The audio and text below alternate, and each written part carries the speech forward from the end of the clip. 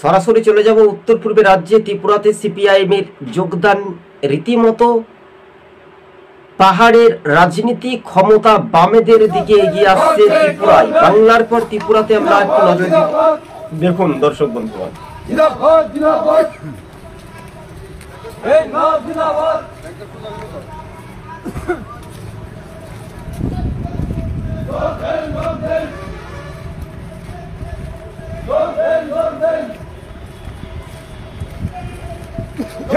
যোগ দেন সবাই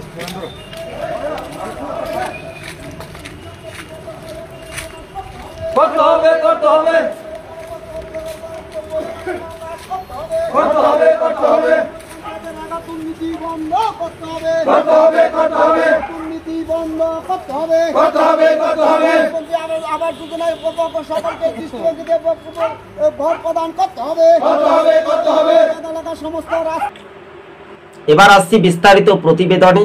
দর্শক বন্ধুগণ, ত্রিপুরাতে সিপিআইএম আবারও কি তাদের পুরনো জমি ফিরে পেতে পারে?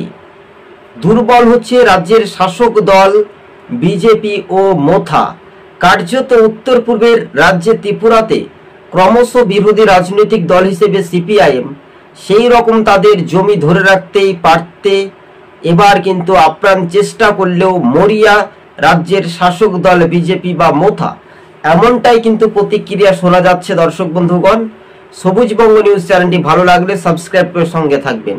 তবে সিপিআইএম এর এই প্রতিবাদ মিছিলে প্রায় 1400-রও বেশি ভোটার সিপিআইএম এর মিছিলে যোগ।